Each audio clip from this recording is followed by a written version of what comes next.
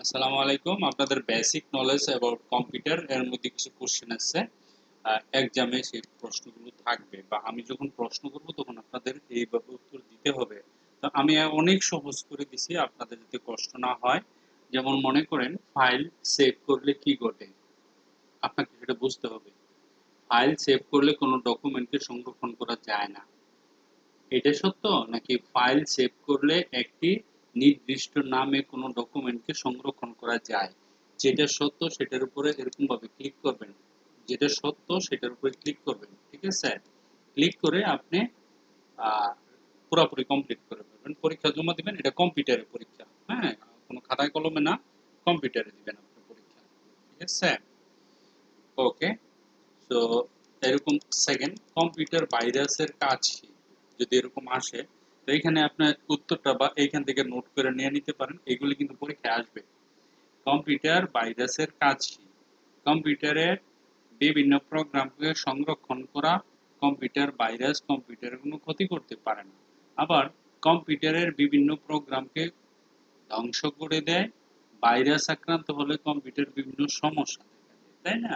এটা হচ্ছে গিয়া আমরা জানি যেটা রাইট সেটার উপরে আপনি এইভাবে ক্লিক করবেন। এরকম ভাবে আরো অনেক আছে। ওয়ার্কবুক ও ওয়ার্কশিট কি? হুম, ওয়ার্কবুক এন্ড ওয়ার্কশিট কি? দেখেন এখানে লেখা আছে ওয়ার্কবুক এবং ওয়ার্কশিট কি। আচ্ছা, এখানে প্রশ্ন কিন্তু দুইটা, এটা আমি ঠিক করতেছিলাম। এটা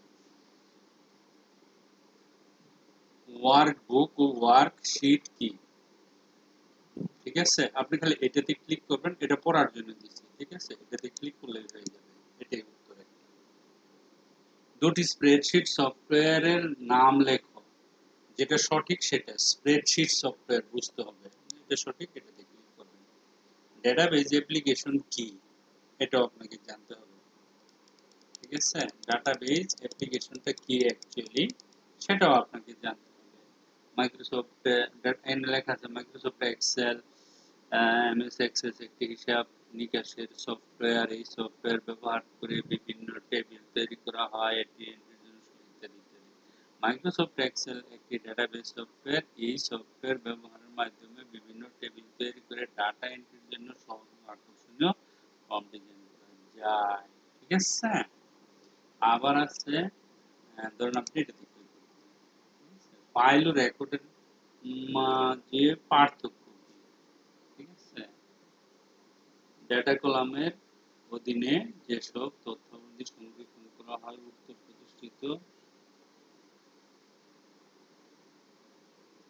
তথ্যাবলীর সমষ্টি হলো রেকর্ড। ডাটা টেবিল সমূহের অধীনে যেসব তথ্যাবলীর সারিসমূহ এন্ট্রি করা হয় উক্ত প্রতিটি সারির তথ্যাবলী সমষ্টি হলো রেকর্ড। অপরদিকে ফাইল হচ্ছে এক বা একাধিক টেবিল ও তথ্যের অধ্যায়। কোনো লেখাকে বড় করার কিবোর্ড কমান্ড কি? এটার উত্তরটা হবে এই যে এটা। তারপরে এখানে বলতেছে কোনো লেখাকে বড় করার কিবোর্ড কমান্ড কি? অর্থাৎ লেখা বড় করলে কিবোর্ড কমান্ড কি? ঠিক আছে?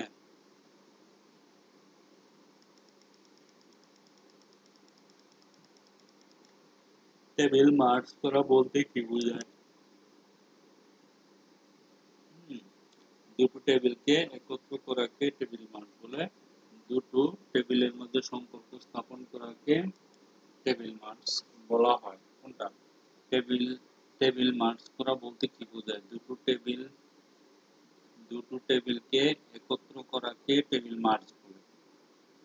আবার বলছে দুটো টেবিলের মাঝে সম্পর্ক স্থাপন করাকে টেবিল মার্জ বলা হয়। ঠিক আছে, বুঝলেন? তারপরে পয়েন্টার প্রথম সেলে আনার নিয়ম কি? সিম্পল জিনিস।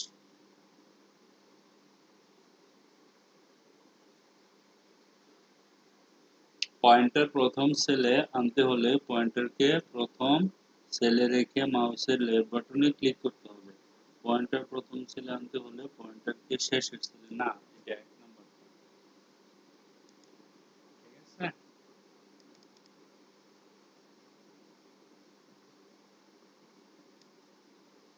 ENIAC কি? ENIAC হচ্ছে numerical electrical numerical integrator and এটা পেজ সেটআপ বলতে কি বোঝায়?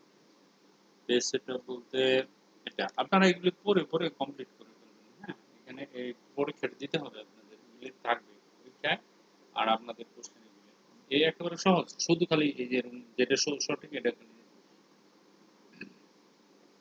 Tick mark